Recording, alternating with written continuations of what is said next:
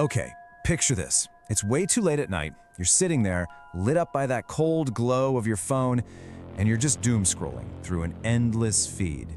And you start noticing things are weird. You're swimming in recycled outrage, total engagement bait, and just AI-generated slop that doesn't actually make any sense. And right then, this uncanny little chill creeps down your spine. The internet feels kind of fake, right? Well, that's because parts of it literally are. As you stare at these hyper-perfect synthetic influencers and scroll past comment sections where it's literally just bots aggressively agreeing with other bots, you really have to ask yourself, wait, is anyone real anymore? Well, to answer that, we're gonna go on a little journey today. Think of this as a Christmas carol for the dead internet. We're talking spirits of what the web was, what it is right now, and what it might be heading towards. Before we get too spooky, let's actually pin down what we're talking about here with the dead internet theory. Now pause. We're not talking about some tinfoil hat conspiracy where aliens are running the matrix, okay? We're talking about a very real, very observable trend that's backed by actual network and security data. The web is steadily becoming synthetic. The ratio of humans to machines, it's flipping right before our eyes. See, the internet didn't just up and die overnight. It was sort of systematically dismantled, step by step, completely driven by profit.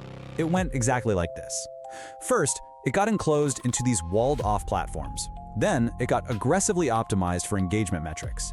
After that, the actual content creation got automated. And finally, where we are now, human culture itself is being flat-out imitated by machines. So, boom, our first guide shows up, the ghost of internet past. And this spirit pulls us back to the warm, glowing, incredibly messy web of the 90s and early 2000s. You remember it, right? Weird personal sites, hyper-niche forums with awful backgrounds, bizarre hobbyist blogs. Now look, it wasn't perfect. It was clunky and broke half the time, but man, it was wonderfully, undeniably alive. I mean, sure, bots have been around forever, but they completely mutated over time. Back in the 90s, they were just these helpful little crawlers, indexing search engines. Nice, right? Then the 2000s hit, and bam, spam and SEO bots everywhere. By the 2010s, we were looking at massive global click farms just gaming the algorithm. And today, generative AI agents. It went from a helpful tool to an absolute arms race for your attention.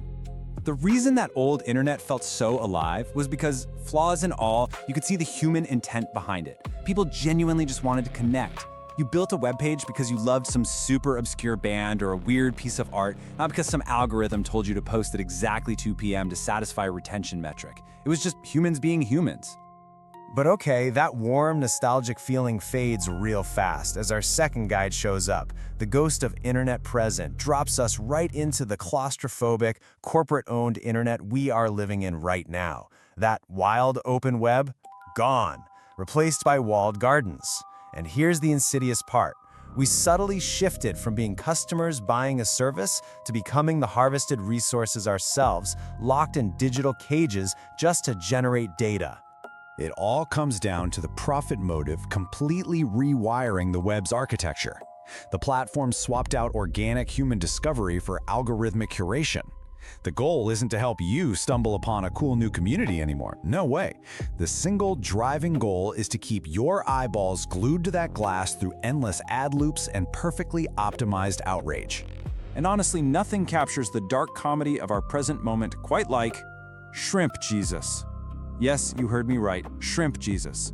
If you've been on Facebook lately, you've probably seen these wild AI-generated mashups of deities and crustaceans. And why do they exist? Literally just to bait thousands of fake amen comments from other bots. It is a closed loop of absolute surreal nonsense, just farming engagement for pennies. Welcome to the era of AI slop, everybody. But here's the kicker. It is totally working. Look at this wild stat from a massive 2023 Impervis security report. Nearly half, we're talking 49.6%, of all internet traffic is entirely automated right now. Bots scraping data, bots arguing with bots, bots artificially inflating likes. Basically, half the internet is already just machines talking to themselves in an empty room. And the major platforms, they aren't trying to stop this. They are steering right into the skid. Meta proudly rolled out synthetic AI personas, literally a fake proud mom, or a synthetic grandpa, or an AI relationship coach. These aren't just tools, they are designed specifically to emotionally manipulate vulnerable users, keeping them locked in an app, pouring their hearts out to a server farm. Okay, so now the temperature drops, the room gets cold as our final guide arrives, the ghost of internet yet to come. And the scary thing is, this spirit doesn't show us a quiet, abandoned digital wasteland. No, it reveals this uncanny, rapidly approaching future powered by generative AI, where the line between human and machine doesn't just blur, it completely dissolves. Because here is the true horror of this future. The dead internet is not empty. Oh no, the dead internet is absolutely overflowing with content. It is deafeningly loud. It's this claustrophobic flood of perfectly optimized synthetic noise. You've got AI videos reading AI scripts, getting comments from AI bots, being watched by fake viewers just to inflate fake metrics. It's the snake eating its own tail. And look, I know this sounds like sci-fi, but it is already happening. Researchers literally unleashed 13 AI bots onto a Reddit-style platform recently. And for months, these bots successfully convinced human users to change their minds in debate forums. They pretended to be trauma survivors, they formed their own little communities, and the most terrifying part? Not a single human noticed they were talking to machines. So you gotta ask, where does this all end up? Well, the Copenhagen Institute for Future Studies predicts a scenario that's just around the corner, where virtually everything we consume online, we are talking up to 99% of it, is generated by machines. Genuine, messy human voices will just be a tiny, almost invisible rounding error in this massive ocean of automation. We are staring down a deeply, deeply unsettling landscape. I mean, apps like social AI are already offering social networks with zero humans, just millions of bespoke bots designed specifically to agree with whatever you say. And you have grifters using AI to crank out fake obituaries of actual living people just to steal search traffic from their confused, grieving friends. It's an entire culture fully automated for profit. Which brings us to the ultimate, devastating consequence of all this: the liar's dividend. The really insidious danger of the dead internet isn't just that a bot might trick you into buying a lousy sweater. The real danger is that the sheer, overwhelming volume of fake content makes us doubt that anything online is real. It fundamentally destroys our baseline trust in digital reality itself. But hey, wait, take a breath. Just like in the original Christmas Carol, these spirits are showing us a warning, right? Not a locked-in fate. We do not have to just throw our hands up and surrender to the doom and gloom, because the living internet, it still fiercely, stubbornly survives. It might have been pushed to the margins, but it's there, and we actually have the agency to choose it.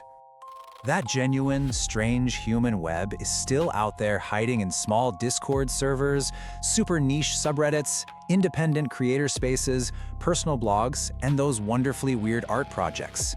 You can find it anywhere humans are making sincere, handcrafted things for each other. But here's the catch. You have to intentionally seek out and protect these beautifully imperfect corners, or they will get paved over. So I want to leave you with this final thought, to really ponder the next time you find yourself doom scrolling alone in the dark. Can we still choose the living internet? Or are we just going to let the machine imitate us, optimize us, and automate us until we completely forget the difference? Because at the end of the day, the choice of what to click and who to trust is still yours.